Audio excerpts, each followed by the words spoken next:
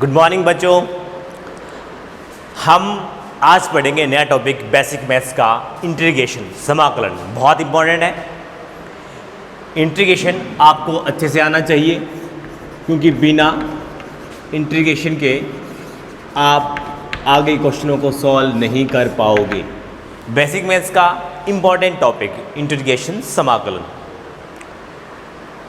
देखो, जब हम आगे चैप्टर पढ़ेंगे तो उन चैप्टरों में भी इसका बहुत यूज़ होगा, क्योंकि जब हम मैथमेटिक्स करेंगे तो स्पेशली बेटा नीट वाले बच्चे हैं, बायो वाले बच्चे हैं, उनको इस टॉपिक से लेकर बहुत दिक्कतें आती हैं।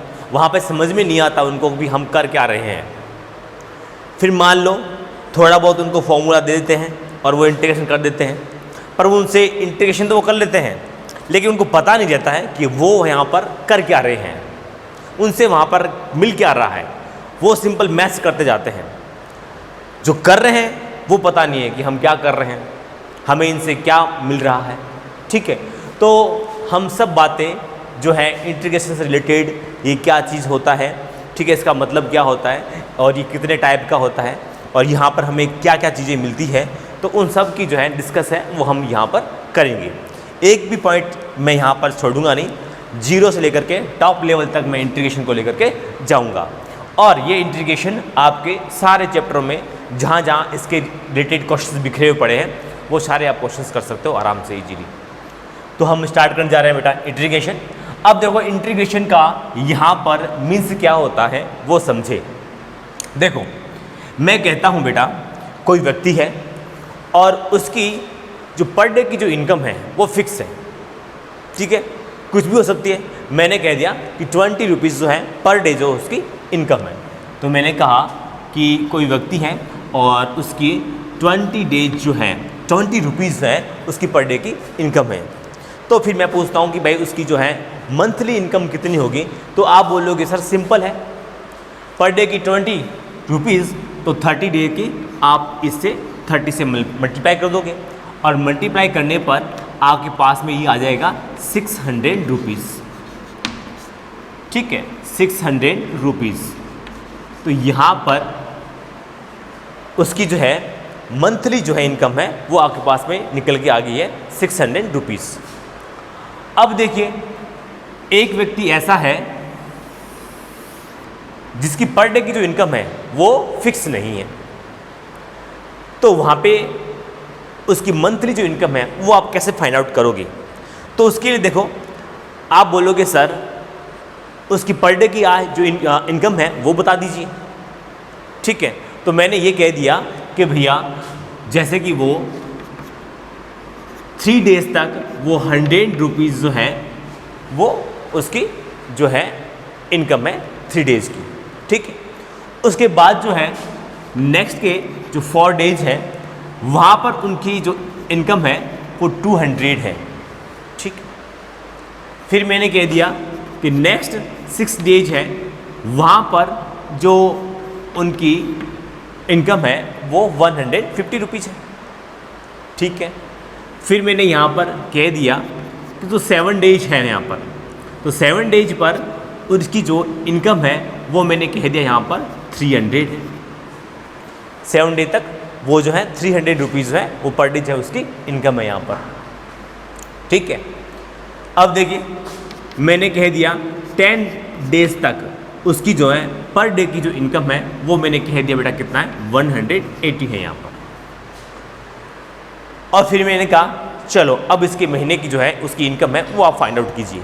तो आप क्या करोगे बेटा, ये आप यहाँ पे निकालोगे कि 3 डे तक उसने 100 रुपीज़ है वो कमाए, उसने उसकी इनकम रही है। फिर नेक्स्ट तक बेटा 800 रही और फिर नेक्स्ट है यहाँ पर ये रही उसकी इनकम, फिर यहाँ पर इसकी इनकम जो है ये रही और फिर यहाँ पर इसकी जो इनकम है वो ये रही। इस तरह से उसकी इनकम ये रही। फिर आप इसका टोटल कर दोगे और टोटल करने के बाद में आप कह दोगे कि सर इसकी जो महीने की इनकम है ये हमें मिली है। तो देखो बच्चों, यहाँ पर आपने जब उस व्यक्ति की पर डे की जो इनकम है वो फिक्स दी तब आपने उसको ऐसा निकाला, लेकिन जब उसकी पर डे की इनकम फिक्स नहीं थी, यानी कि आप कह सकते हो मंथली जो उसकी इनकम थी पर डे की वो फिक्स नहीं थी, कभी कुछ थी, कभी कुछ थी, कभी कुछ थी, कभी कुछ थी, कभी कुछ थी। तब आपने क्या किया कि 100 रुपीज़ तो हैं वो 3 डेज तक था, तब आपने उसको मल्टीप्लाई कर लिया, फिर ऐसे करके आपने इसका जो है टोटल इनकम निकाल लिया कि सर भाई इसकी टोटल इनकम जो है वो मंथली की ये होती है। ठीक है, यहाँ पर आप इसको कर सकते हो और इसको आप टोटल इसकी इनकम निकाल सकते हो यहाँ पर। तो टोटल इनकम उसकी कितनी होगी, XYZ कुछ भी हो जाती है। तो हमने व्यक्ति की जो इनकम निकाली, तो निकालने के हमारे पास 2 तरीके थे। एक तो हमने सीधा मल्टीप्लाई कर दिया पर डे से, और हमने यहाँ पर क्या किया, पर डे की यानी जितने दिन इसकी कांस्टेंट जो इनकम थी उसको आपने मल्टीप्लाई कर दिया, और मल्टीप्लाई करके सारों को ऐड करके आपने यहाँ पर उसकी जो है इनकम निकाल दी। ठीक है, यहाँ पे हमने अलग मेथड यूज़ किया, यहाँ पर हमने अलग मेथड यूज़ किया। इस मेथड को हम क्या बोलेंगे, इसको हम बोलेंगे मल्टीप्लाई मेथड। क्या बोलेंगे इसको, मल्टीप्लाई मेथड। ठीक है, यहाँ पर हम क्या कर रहे हैं, मल्टीप्लाई कर रहे हैं। तो यहाँ पे हम क्या कर रहे हैं, यहाँ पे हम सर ये मल्टीप्लाई तो कर रहे हैं, लेकिन मल्टीप्लाई का एक एडवांस फॉर्म है। ये मल्टीप्लाई तो कर रहे हैं लेकिन ये एक एडवांस फॉर्म है। एडवांस फॉर्म क्या है कि जो कांस्टेंट था उससे मल्टीप्लाई कर दिया, जो कांस्टेंट था उससे मल्टीप्लाई कर दिया हमने, और मल्टीप्लाई करके फिर बाद में उसको हमने ऐड कर दिया, और ऐड करने के बाद हमारे पास टोटल इनकम आ गई। तो ये क्या है बेटा, मल्टीप्लाई है, और ये मल्टीप्लाई का एडवांस फॉर्म है। जब ये मल्टीप्लाई का एडवांस फॉर्म है तो इसको अपन क्या बोलेंगे, इसको अपन बोलेंगे इंटीग्रेशन। इसको अपन क्या बोलेंगे, इंटीग्रेशन बोलेंगे, समाकलन बोलेंगे। तो ये है समाकलन। ये यहाँ पर सिंपल मैथ्स है, सिंपल गुणा है, यहाँ पर मल्टीप्लाई है, यहाँ पर ये सिंपल मल्टीप्लाई है, लेकिन यहाँ पर जो है ये जो हुआ है ये यहाँ पर हुआ है इंटीग्रेशन हुआ है, समाकलन हुआ है। तो इसको अपन समाकलन कहते हैं। जब भी कोई कांस्टेंट होता है तो हम वहाँ पर सीधा मल्टीप्लाई कर देते हैं, लेकिन जब कांस्टेंट नहीं होता है तो हम क्या करते हैं, जो कांस्टेंट होता है तो उनको हम छोटे छोटे पार्ट में डिवाइड कर लेते हैं। जो कांस्टेंट होता है, जहाँ पर जितने दिन तक वो कांस्टेंट होता है तो उतने दिन तक हम क्या करते हैं, उसको छोटे छोटे पार्टों में डिवाइड कर लेते हैं, और डिवाइड करके फिर यहाँ पर उसको मल्टीप्लाई कर देते हैं। मल्टीप्लाई करने के बाद में उसको अपन ऐड कर लेते हैं, और ऐड करने पर हमारे पास जो है वो जो है उसके रिजल्टेड जो है वो निकल के आ जाता है। तो इसको अपन बोलते हैं इंटीग्रेशन, और इसको बोलते हैं सिंपल अपना जो है मल्टीप्लाई यहाँ पर। तो यहाँ पर आप आगे और देखिए चीज़ों को कि यहाँ पर समझे कि यहाँ पर हो क्या रहा है। देखो जैसे कि बेटा मैंने यहाँ पर ये कहा कि यहाँ पर मैंने ये कहा ये v है, और ये यहाँ पर कितना है, T1 है, और यहाँ पर कितना बेटा T2 है। ठीक है, आपसे यहाँ पे ये बोल देंगे भैया कि आपको ग्राफ दे रखा है कि यहाँ पर v है और T1 और T2। यहाँ पर T1 पर समय पर जो वेलोसिटी है वो इतनी है, और T2 पर इतनी ही है, और आपसे बोलेंगे कि भैया यहाँ पर डिस्प्लेसमेंट निकालो। क्या निकालो, उस पर डिस्प्लेसमेंट निकालो। तो आपको पता है कि यहाँ पर डिस्प्लेसमेंट जो होता है वो क्या होता है। देखो यहाँ पर डिस्प्लेसमेंट जो होगा वो क्या होगा, देखो डेल्टा एक्स।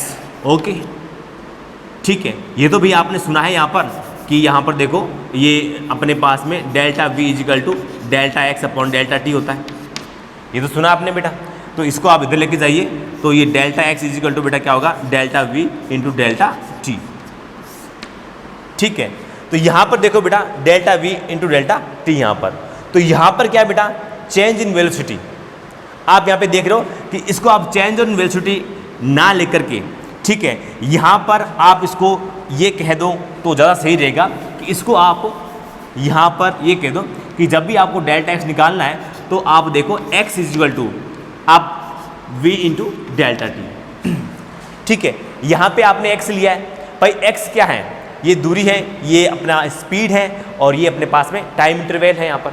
ठीक है, क्योंकि देखो ये हमने टाइम इंटरवल लिया है, और ये अपने पास में v क्या है, कांस्टेंट है। तो आप सिंपल क्या करोगे, x को निकालने के लिए आप क्या करोगे, आप यहाँ पर v रखोगे, ठीक है, जो कि v तो कांस्टेंट है, और डेल्टा t जो कितना है, t2 माइनस का t1 है। तो यहाँ पर आपके पास में क्या आ जाएगा, x निकल के आ जाएगा। आपको पता है कि डिस्प्लेसमेंट को आप x से भी कर सकते हो, क्योंकि अगर मोशन जो है पार्टिकल का जो मोशन है वो अगर ओरिजिन से स्टार्ट हो तो आप डिस्प्लेसमेंट को x भी लिख सकते हो। ठीक है, ये बात मैंने डिफरेंशिएशन जब आपको पढ़ाया था, फर्स्ट डे में लेक्चर था, तब मैंने वहाँ पे आपको डिटेल में बताई थी।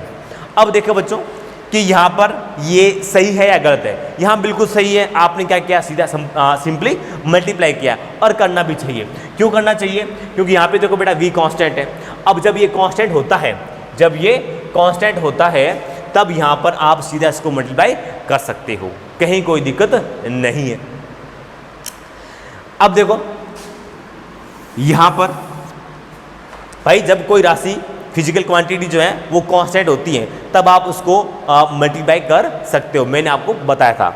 अब देखो यहाँ पर एक चीज़ और, मैंने कह दिया कि कोई पार्टिकल है और उसकी जो वेलोसिटी है वो कितनी है, मैंने कह दिया भैया 30 मीटर पर सेकेंड उसकी वेलोसिटी है, ठीक है। और उसका जो टाइम इंटरवल है, उसका जो टाइम इंटरवल है, या आप कह सकते हो कि उसका जो टाइम है वो कितना है, 2 सेकेंड है। तो 2 सेकेंड के बाद आपको यहाँ पर ज्ञात करना है x। क्या ज्ञात करना है बेटा? x ज्ञात करना है। तो आप क्या करोगे, v इंटू टी करोगे और आप निकाल दोगे इसका आंसर कितना, 2, और ये 60 मीटर, ये आप निकाल दोगे इसका आंसर। तो x इक्वल बेटा क्या होता है, v इंटू टी होता है।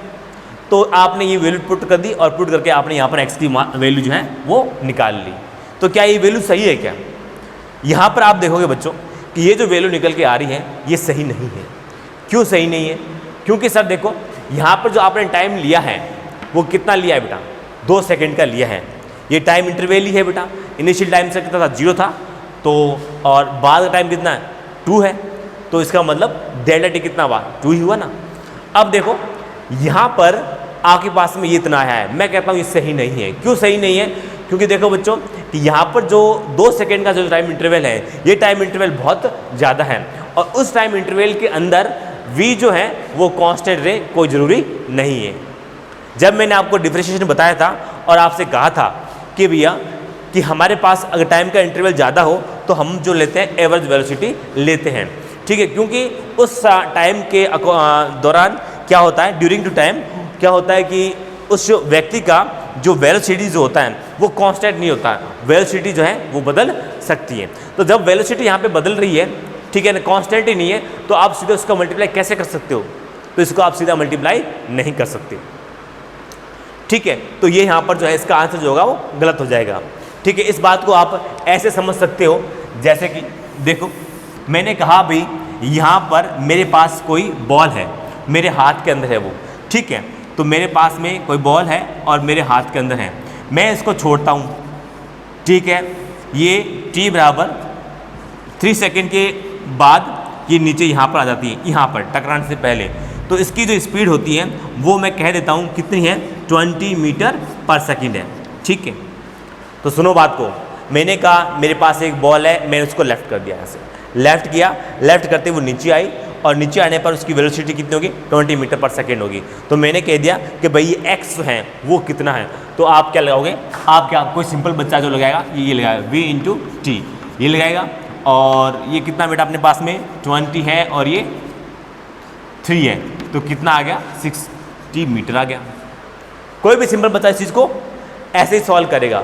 लेकिन क्या ये इसका आंसर सही है क्या, कि ये जो डिस्टेंस ट्रेवल की इसने वो कितनी है, x है, क्या यहाँ पर ये सही है क्या? यहाँ पर ये सही नहीं है। क्यों सही नहीं है? क्योंकि देखो बेटा जब मैं इसको छोड़ रहा हूँ यहाँ से, मैंने इसको लेफ्ट किया, यहाँ से लेफ्ट करने पर देखो इसकी जो यहाँ पर v जो था, यहाँ पर v1 जो था वो कितना था, 0 था बेटा, ठीक है। मेरे हाथ में जब बॉल थी तो उसका वेलोसिटी कितनी थी, 0 थी। अब मैंने इसको छोड़ा है तो उसकी वेलोसिटी कुछ बढ़ रही है यहाँ पर, फिर और तेज बढ़ी, नीचे आई और बढ़ी, नीचे आई और बढ़ी। यहाँ पर पूरे टाइम t बराबर 3 सेकेंड पर इसकी जो वेलोसिटी है वो कांस्टेंट नहीं रही। जब उसकी वेलोसिटी कांस्टेंट ही नहीं रही तो बेटा आप इसको सीधा मल्टीप्लाई कैसे कर सकते हो? क्योंकि आपने तो सीखा है मल्टीप्लाई तब करते हैं जब कांस्टेंट हो आपके पास में, जो फिजिकल क्वांटिटी है वो कांस्टेंट हो, तो उसका अपन मल्टीप्लाई करते हैं। यहाँ पे ये v जो है कांस्टेंट रहा ही नहीं है। यहाँ पे देखो ये अचानक तो बेटा 20 मीटर पर सेकेंड इंक्रीज नहीं हुआ है, वो धीरे धीरे इंक्रीज हुआ है। 0 से बाद में यहाँ पर 2 पे आया होगा, फिर 4 पे आया होगा, फिर 5, 6, 7, 8, 9, 10 और 20 पे आया होगा। तो वो धीरे धीरे उसका इस वेलोसिटी जो है वो धीरे धीरे इंक्रीज हुई है। तो जब ये धीरे धीरे इंक्रीज हुई है तो इसका मतलब यहाँ पर v जो है वेरिएबल है, v यहाँ पर वेरिएबल है, v यहाँ पर जो है वो कांस्टेंट नहीं है। जब v यहाँ पर कांस्टेंट नहीं है तब हम यहाँ पर इसका मल्टीप्लाई नहीं कर सकते। यहाँ पर मल्टीप्लाई हम तभी कर सकते हैं जब v क्या हो, यहाँ पर कांस्टेंट हो। मल्टीप्लाई बेटा करते ही तभी हैं जब वो फिजिकल क्वांटिटी, किसी भी चीज़ का अगर आप मल्टीप्लाई करते हो तो वो आप तभी हो सकता है जब वहाँ पर वो फिजिकल क्वांटिटी क्या हो, कांस्टेंट हो। जब तक वो कांस्टेंट ना हो तब तक आप मल्टीप्लाई नहीं कर सकते। तो यहाँ पर जो आप x निकाल रहे हो ना बेटा इस तरीके से, इस मेथड से, तो ये गलत है। तो ये यहाँ पर क्या है बेटा, गलत है। इस मेथड से आप इसका निकाल ही नहीं सकते। अच्छा सर, तो हम इसका इस तरीके से आप नहीं निकाल सकते, तो आप क्या करोगे? तो यहाँ पर मुझे x निकालना है, तो x निकालने के लिए आप क्या करोगे? x निकालने के लिए बेटा वही तरीका है हमारा पुराने वाला, जब मैंने आपको बताया था कि एक व्यक्ति की जो मंथली जो इनकम है वो मान लो कांस्टेंट नहीं है, ठीक है। मान लो वो बेटा चाय का ठेला लगाता हो तो उसकी पर डे की जो इनकम है वो कांस्टेंट नहीं है, मतलब मंथली पूरी इनकम जो है उसकी वो कांस्टेंट नहीं है। कुछ टाइम तक वो कुछ पैसे कमाता है, नेक्स्ट डे जो होता है उस पर वो कुछ और पैसे कमाता है वहाँ पर, ठीक है। तो इस तरीके से उसकी जो है पर डे की इनकम जो है वो कांस्टेंट नहीं है। तब आप क्या करते हो, आपने कहा कि जितने दिन तक वो उसकी जो है उसकी जो मंथली जो अपन कह सकते हो पर डे की जो इनकम है जितने दिन तक कांस्टेंट रहती है उसको ले लो, उसको लेकर के फिर बाद में क्या करो, मल्टीप्लाई कर दो, क्योंकि कांस्टेंट का अपना मल्टीप्लाई कर सकते हैं और बाद में लेने के बाद में उसको आप ऐड कर दो, ठीक है। तो वो आपके पास में मंथली इनकम जो है उसकी आ जाएगी और इसी को हम क्या कहते हैं, इंटीग्रेशन बोलते हैं। तो बेटा आप यहाँ पे क्या करोगे, आप यहाँ पर ये करोगे कि इनको आप छोटे छोटे पार्ट में डिवाइड कर लीजिए, ठीक है भाई। पूरी मंथली इनकम जो है वो उनकी कांस्टेंट नहीं रहेगी, लेकिन कुछ टाइम तक तो कांस्टेंट रह सकती है, क्योंकि टाइम का इंटरवल जितना कम होता है तो उस चीज़ की कांस्टेंट रहने की प्रायोरिटी जो होती है उतनी ही ज़्यादा होती है, उसकी पॉसिबिलिटीज उतनी ही ज़्यादा होती हैं। तो आप क्या करो, टाइम का इंटरवल कम ले लो। तो यहाँ पर ये 2-3 सेकेंड है तो ना लेकर के बस स्मॉल टाइम ले लो और उस स्मॉल टाइम के अंदर जो उसकी जो वैल्यू होगी वो क्या रहेगी, कांस्टेंट रहेगी। जब वो वैल्यू कांस्टेंट रहेगी तब आप उसको सिंपली मल्टीप्लाई कर सकते हो और मल्टीप्लाई करके बाद में क्या करो, आप क्या कर सकते हो आगे। देखो मैं इसमें एक कलर चॉक लेता हूँ, देखो यहाँ पे आप क्या करो कि आप इसको छोटे छोटे पार्टों में डिवाइड कर लो। यहाँ पे डिवाइड कर लिया बेटा, ठीक है, यहाँ पे डिवाइड कर लिया। यहाँ पे टाइम का इंटरवल क्या बहुत ही कम है। जब टाइम का इंटरवल बहुत कम होता है तो हम इसको लिखते हैं dt1, क्योंकि 1 है बेटा तो 1 ले लिया। और यहाँ पे जो वेलोसिटी इसकी कितनी है, v1 है, ठीक है। फिर देखिए यहाँ लेंगे बेटा तो यहाँ पर dt2 है और यहाँ पे क्या ले लेंगे, v2 ले लेंगे। तो इस तरह से हम इसके पूरे हम यहाँ पर इसको हम छोटे छोटे पार्टों में डिवाइड कर लेते हैं। ऐसे छोटे छोटे पार्ट के अंदर हम इसको डिवाइड कर लेते हैं, ठीक है, क्योंकि एक छोटे से पार्ट के अंदर ये वैल्यू जो है वो कांस्टेंट है। बहुत कम समय इंटरवल में, टाइम इंटरवल के अंदर कोई भी वैल्यू चेंज नहीं होती, वो कांस्टेंट ही रहती है। अब देखिए आप बेटा, अब आपने यहाँ पर ये इसका v3 ले लिया है और ये टाइम का इंटरवल कितना बेटा, dt3 है यहाँ पर, ठीक है। तो आप क्या कीजिए, ऐसे खूब सारे यहाँ पर लोगे तो अब हमारे पास में जो x टोटल x जो आएगा इसका क्या है, टोटल x आएगा। देखो यहाँ पर मैं अगर इसकी बात करूँ, इस छोटे से पार्ट की बात करता हूँ, तो ये छोटे पार्ट पे क्या आएगा बेटा, dx आएगा, क्योंकि देखो dt टाइम का इंटरवल है यहाँ पर और v यहाँ पर वेलोसिटी है। तो यहाँ पर जो मिलेगा वो हमें स्मॉल x मिलेगा और स्मॉल x को आप dx लिख सकते हो, है ना। तो यहाँ पे आपको dx1 मिलेगा, यहाँ पे आपको dx2 मिलेगा, dx3, dx4, dx5 ऐसे आपको मिलता जाएगा और फिर आप उनको आप ऐड कर दीजिए। तो ऐड करने पर आपको यहाँ पर टोटल x मिल जाएगा। तो आप यहाँ पे इसको किस तरह से लिख सकते हो, देखो total x equal to dx1 plus dx2 plus dx3 plus dxn, आगे बेटा dxn। ये इस तरह से आप इसको लिख सकते हो। ये n तक जा रहा है बेटा यहाँ पर, ये यहाँ पर n तक जा रहा है यहाँ पर, ठीक है। अब देखिए तो यहाँ पर मैं dx1 निकालना चाहता हूँ, तो वो क्या होगा, देखो ये क्या है, dx1 है, वो आपको पता है v1 और dt1 का आप मल्टीप्लाई कर दीजिए तो ये क्या हो जाएगा, dx1 आ जाएगा। तो ये v1 इंटू dt1 ये आ जाएगा मेरे पास, ये dx1 है। dx2 कैसा आएगा बेटा, आप क्या कीजिए, इसको मल्टीप्लाई कर दीजिए, v2 dt2। dx3 कैसे निकालोगे बेटा, यही है v3 और ये dt3 है ना। तो इस तरह से आगे और भी लिख सकते हैं। तो ये क्या हो जाएगा, dxn हो जाएगा और ये vn हो जाएगा और ये dtn हो जाएगा। तो ये इस तरह से आप इसका निकाल सकते हो। अब यहाँ पर आप टोटल x निकालना चाहोगे, तो वो कैसे निकलेगा, आप इन सबको जोड़ दीजिए बेटा। तो जोड़ोगे तो आपके पास में क्या आएगा, ये आएगा v1 dt1 plus v2 dt2 plus v3 dt3 और प्लस vn dtn, ये हो जाएगा, हाँ ना। तो इस तरह से आप टोटल एक्स निकाल सकते हो। अब इसको आप मैथमेटिकली लैंग्वेज के अंदर इसको कैसे लिख सकते हो, इसको आप लिख सकते हो समेशन। तो आप इसको क्या लिख सकते हो, टोटल एक्स जो होगा वो क्या होगा, समेशन। इसको आप लिखोगे समेशन। इस समेशन का मीन्स ही क्या होता है भाई, समेशन का मीन्स क्या होता है कि आप इस v dt को जोड़ रहे हो। तो यहाँ पर आपने लिखा v dt, ठीक है। तो यहाँ पर इसका सिंबल क्या आया, इस टोटल जोड़ का सिंबल ये आया समेशन, ठीक है। तो यहाँ पर समेशन का मतलब क्या है कि v dt को आप यहाँ पर जोड़ रहे हो, ऐड कर रहे हो, ठीक है। तो इसको हम क्या लिखेंगे, समेशन v dt लिखेंगे। और यहाँ से अपन को क्या मिलेगा बेटा, x मिलेगा। क्या मिलेगा, x मिल जाएगा। ये हमारे पास में क्या आया है, टोटल x जो है वो निकल के आ गया है यहाँ पर। अब देखिए बात को हम आगे बढ़ाते हैं कि भैया अभी तक जो है, अभी तक ये जो है अभी समेशन आया है, ठीक है। तो सर आप बात कर रहे हो इंटीग्रेशन की और यहाँ पे लेके आ गए समेशन। तो यहाँ पर राज क्या है, समेशन में और इंटीग्रेशन में यहाँ पर आपस में रिलेशन क्या है, ये क्या चीज़ होते हैं। तो देखते हैं बेटा यहाँ पर आगे।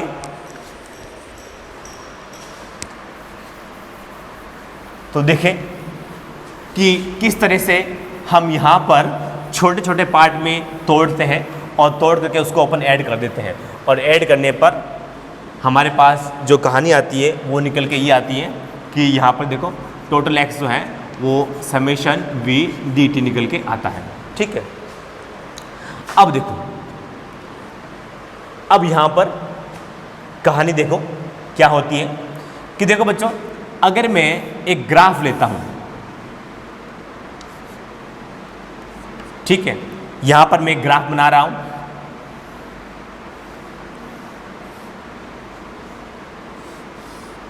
यहाँ पर मैंने एक ग्राफ बनाया है,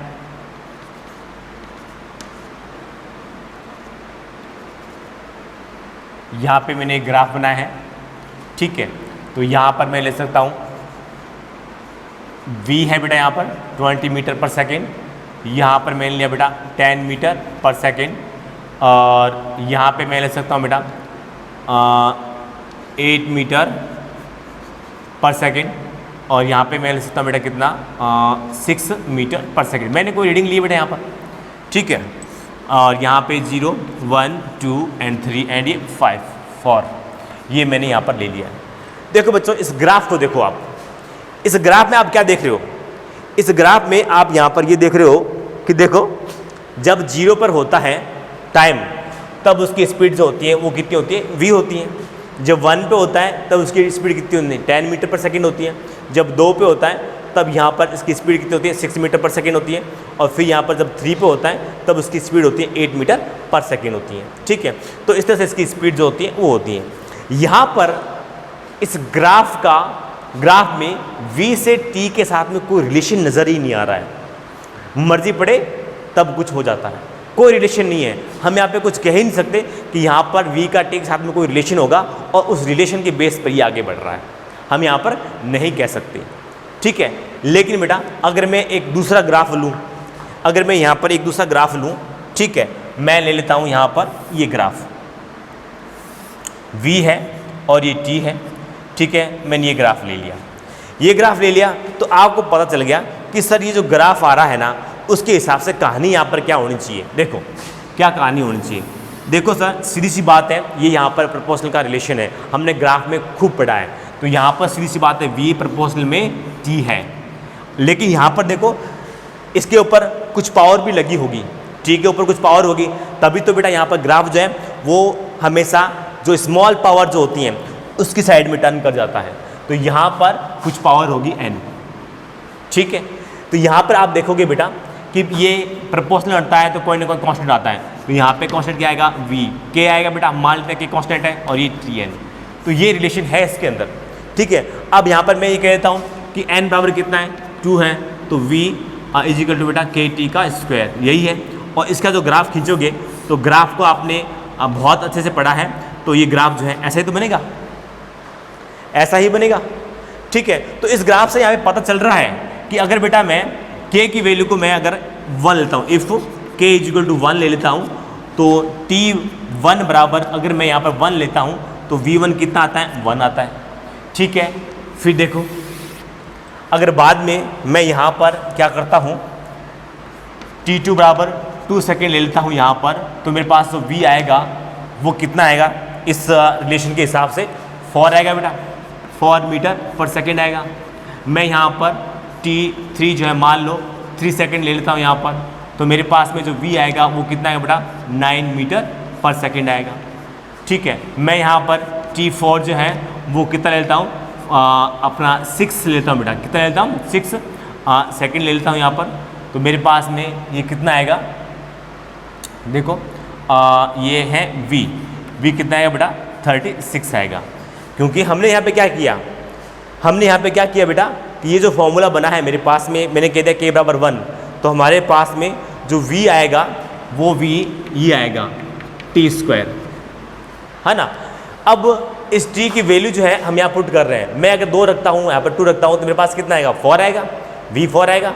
मैं 3 रखता हूँ तो बेटा 9 आएगा, मैं यहाँ पे 6 लेता हूँ तो 36 आएगा, यहाँ पर 36 मीटर पर सेकेंड निकल के मेरे पास में आएगा।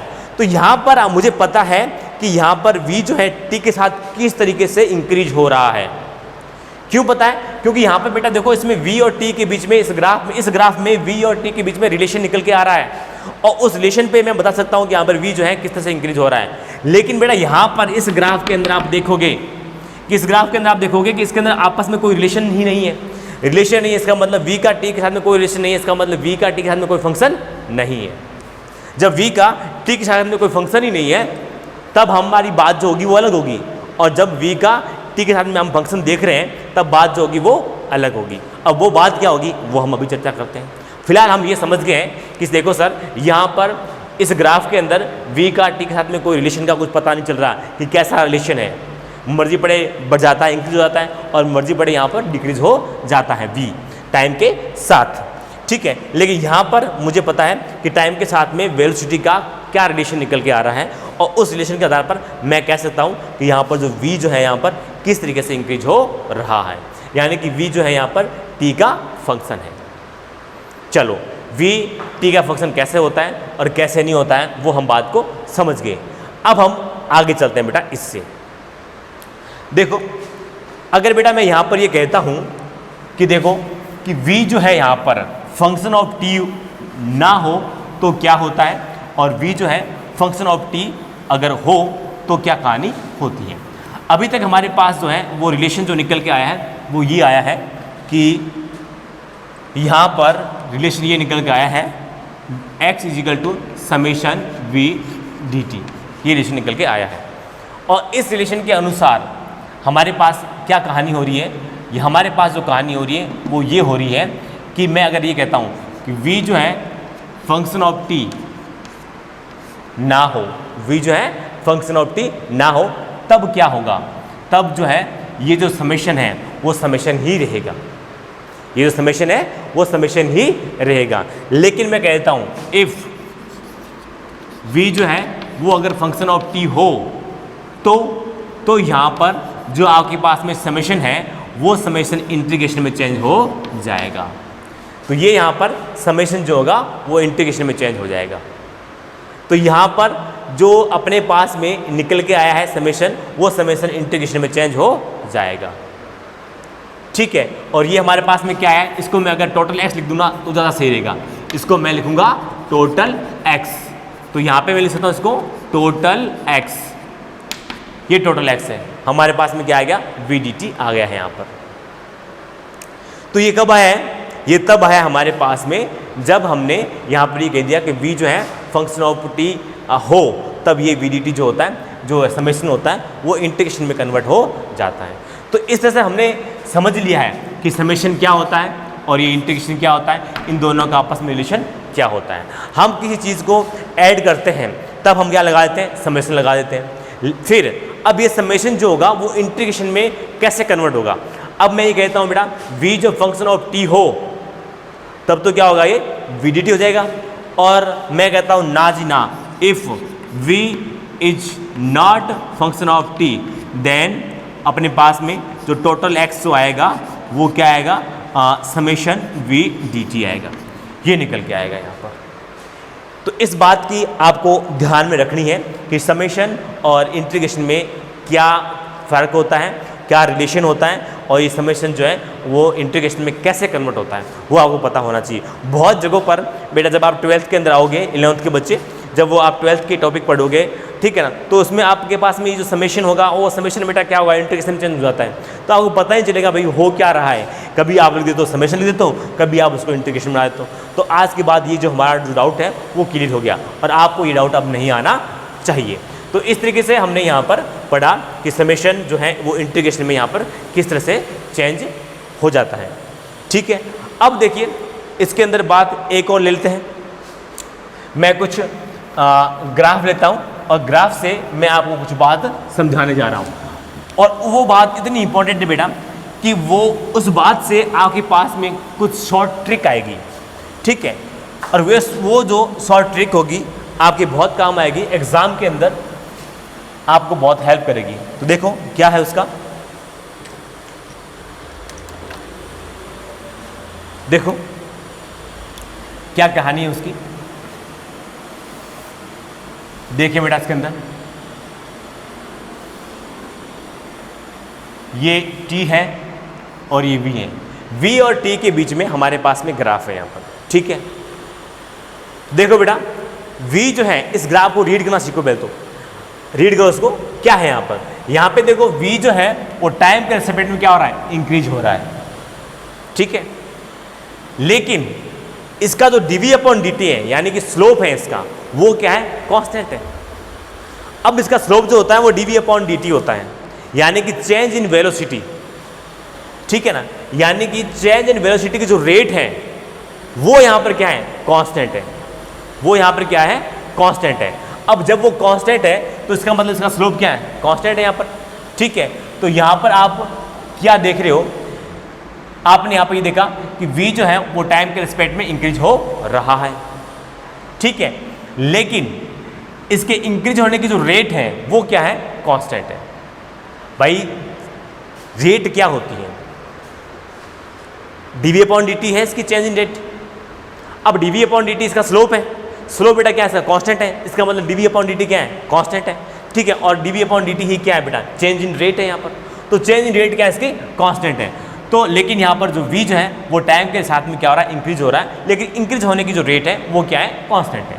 चलो ठीक है, अब बेटा मैंने यहाँ पर ये कह दिया, मैंने यहाँ पर ये कह दिया कि यहाँ पर जो इसकी स्पीड है वो मैंने कितनी कह दी बेटा, 4 मीटर पर सेकेंड बोल दी मैंने। ओके, और यहाँ पर इसकी टॉप लेवल की जो आ रही है वो मैंने यहाँ पर ये बोल दी, ये v यहाँ ले आते हैं बेटा, इसको मैंने बोल दी बेटा कितना, 6 मीटर पर सेकेंड बोल दी। ओके ठीक है, अब देखो बच्चों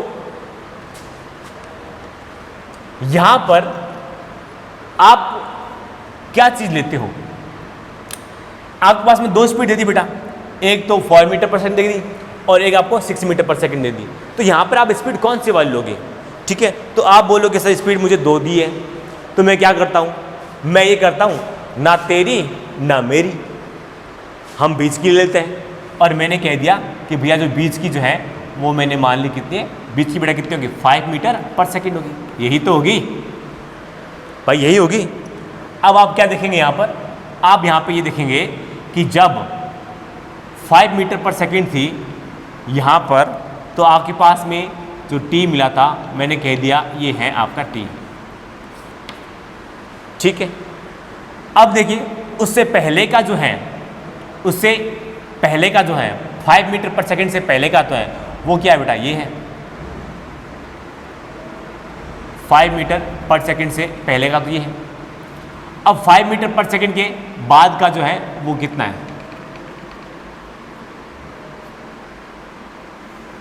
ये बिल्कुल इक्वल रखनी है बेटा, ये बिल्कुल इक्वल रखनी है आपको।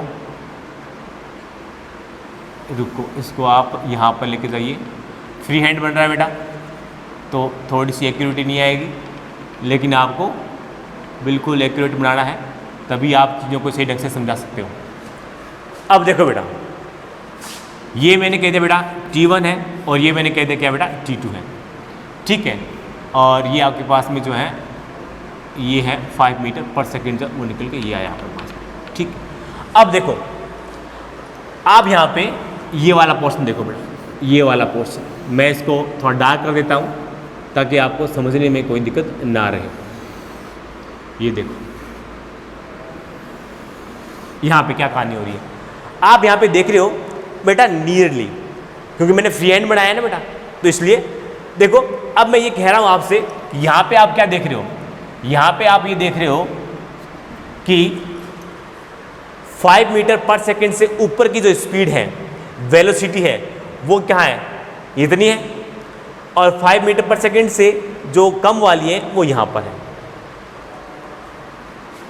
अब आप देखोगे जितनी ऊपर है बेटा उतनी कहाँ है, नीचे है। यहाँ पे देखो बेटा टाइम जो है इन दोनों क्या लग रहा है, इक्वल लग रहा है। जितने टाइम में ये जो वेलोसिटी है वो कम रहती है, उतने ही टाइम में ये वेलोसिटी जो होती है यहाँ पर 5 मीटर पर सेकेंड से बड़ी रहती है।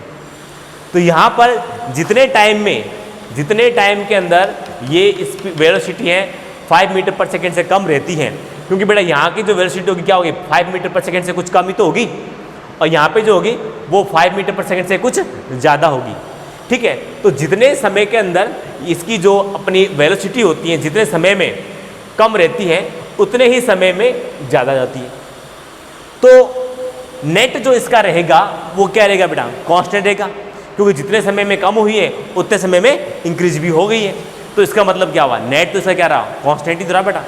जब ये नेट कांस्टेंट रहा तो हम क्या बोलेंगे, हम ये बोलेंगे कि भैया जब भी ऐसी कहानी हो तब आप क्या करा करो, जो वेलोसिटी है वो वेलोसिटी जो है मिड पॉइंट वेलोसिटी ले लिया करो, क्योंकि मिड पॉइंट वेलोसिटी लेने से जो हमारी बात जो होती है वही की वही होती है, उसमें कुछ नया परिवर्तन नहीं आता। लेकिन ये कब होता है, ये होता है जब ग्राफ जो हो स्ट्रेट लाइन हो, जब ग्राफ स्ट्रेट लाइन हो तब ये कहानी होती है। तो देखो, तो यहाँ पर मैं क्या करूँगा बेटा, मुझे यहाँ पर डेल्टा एक्स निकालना है, तो डेल्टा एक्स निकालने के लिए मेरे पास एक फॉर्मूला है, वो क्या है बेटा, v into delta T. Okay, अब देखो मैंने कहा जब ग्राफ जो है स्ट्रेट लाइन हो तब आप क्या करोगे, ये v नहीं लोगे बेटा, क्या नहीं लोगे, ये v नहीं लोगे, तो आप क्या लोगे, तब आप यहाँ पर इस v की जगह पर आप लोगे ये वाला v1 प्लस v2 अपॉन में 2, क्योंकि यहाँ पे मैंने क्या लिया बेटा, v जो है 5 मीटर पर सेकेंड लिया है, मतलब मिड पॉइंट वेलोसिटी ली है जब ग्राफ क्या हो, स्ट्रेट लाइन का हो। तो जब भी ग्राफ स्ट्रेट लाइन का हो तब वहाँ पे आप मिड पॉइंट वेलोसिटी ले लीजिए। अब देखो, और इनटू यहाँ पर डेल्टा टी, यहाँ पे बेटा देखो क्या है, ये x2 माइनस का x1 है, और ये v1 प्लस v2 और अपॉन में ये 2 है, और ये t2 माइनस का t1, ये मल्टीप्लाई के अंदर है। आप क्या कीजिए, इसको इधर लेके आइए, लेके आइए इसको इधर, तो यहाँ पर x2 माइनस का x1 और ये t2 माइनस का t1, और यहाँ पे क्या आ जाएगा बेटा, v1 प्लस v2 अपॉन में 2। तो ये क्या है बेटा, ये हमारे पास में जो निकल के आ रहा है ये है हमारे पास में डेल्टा x अपॉन में डेल्टा t, और ये जो आ रहा है v1 प्लस v2 अपॉन में 2। ये जो होता है क्या होता है बेटा, ये होती है एवरेज वेलोसिटी। क्या होती है, एवरेज वेलोसिटी। तो ये हमारे पास में क्या बेटा, एवरेज वेलोसिटी है यहाँ पर, और इसकी जो वैल्यू निकल के आती है कितनी, v1 प्लस v2 अपॉन में 2 निकल के आती है। तो इसका क्या मतलब हो गया, इसका मतलब ये हो गया कि यहाँ पर इसका मतलब ये हो गया कि इसका जो एवरेज वेलोसिटी है यहाँ पर, इसका जो एवरेज वेलोसिटी है यहाँ पर वो कितना आ रहा है, v1 प्लस v2 निकल के आ रहा है। तो जब भी, यानी कि यहाँ पर आपको एवरेज वेलोसिटी जो है वो आपको निकालने की जरूरत नहीं है। आप क्या कीजिए, इसका मिड पॉइंट वेलोसिटी ले लीजिए, और वही मिड पॉइंट वेलोसिटी जो होगी वो उसकी क्या होगी, एवरेज वेलोसिटी होगी। आपको पता है कि एवरेज वेलोसिटी निकालने के कई तरीके होते हैं बेटा, ठीक है। आपको उन सब तरीकों का यूज़ करना पड़ेगा, और वो जो मेथड है वो लॉन्ग हो जाएगा, लंबा हो जाएगा। तो उस मेथड को शॉर्ट करने के लिए आप ध्यान रखें कि जब भी स्ट्रेट लाइन का ग्राफ है, ठीक है, तब आप यहाँ क्या कीजिए कि एवरेज वेलोसिटी की जगह पर आप मिड पॉइंट वेलोसिटी ले लीजिए, और यही मिड पॉइंट वेलोसिटी जो होती है वो क्या कहलाएगी बेटा, एवरेज वेलोसिटी कहलाएगी।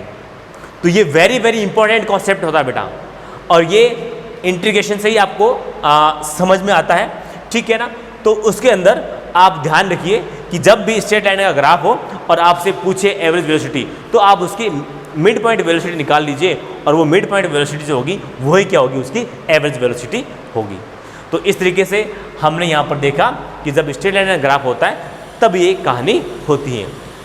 अगर मैं ये बोलूँ कि ना सर, अगर मान लो यहाँ पर स्ट्रेट लाइन का ग्राफ ना हो और एक कर्व्ड ग्राफ हो, तो भी क्या यही कहानी होगी? तो भी क्या यही कहानी होगी? तो उसको अपन समझते हैं। बट बेटा मैं फिर से कह रहा हूँ, ये बहुत ज़बरदस्त का कॉन्सेप्ट है, ठीक है ना। आपका इस कॉन्सेप्ट से बहुत ही कम समय के अंदर क्वेश्चन जो है वो सॉल्व होकर निकल के आ जाएगा, ठीक है। और आपका टाइम बच जाएगा बेटा। और नीट के अंदर टाइम का सेव करना कितना इंपॉर्टेंट होता है, ठीक है। तो ये बहुत ही गजब का है, इसको आप ध्यान में रखिए।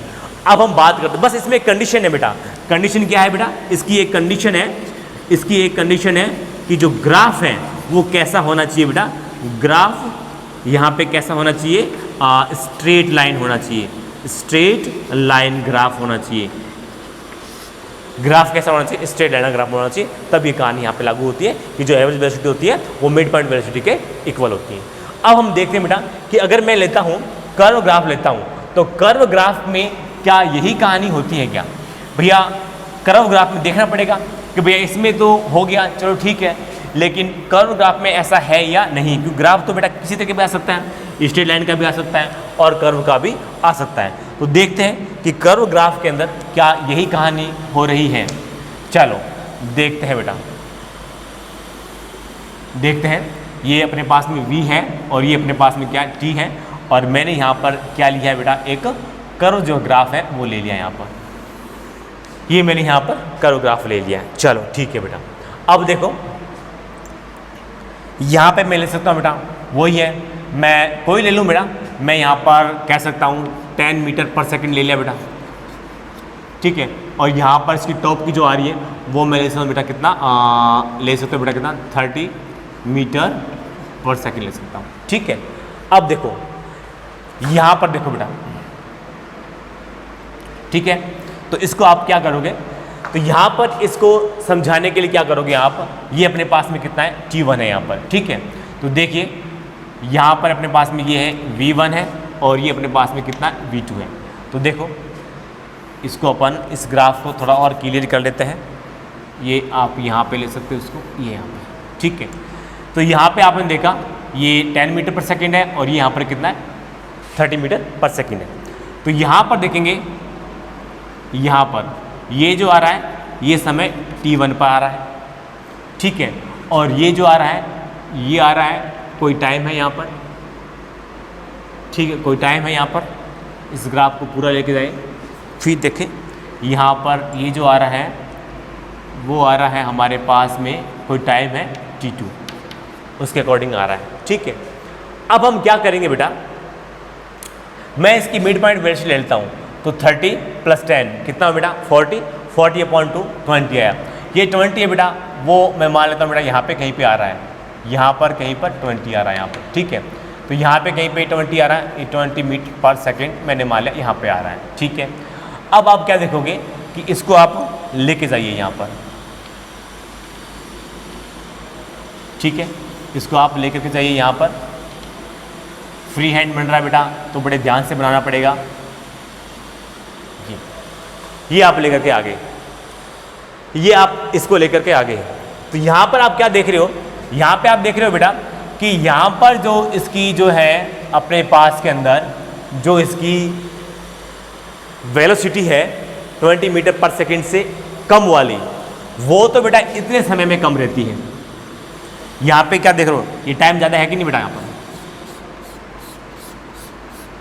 बहुत ज़्यादा समय के अंदर बहुत ज़्यादा टाइम पर ये यहाँ पर इतनी रहती है। लेकिन बेटा यहाँ पे आओ, यहाँ पे आओ, जो 20 मीटर पर सेकेंड से ज़्यादा की है वो बहुत कम समय के लिए ज़्यादा रहती है। तो बेटा यहाँ पर नेट चीज़ तो कांस्टेंट रही नहीं बेटा।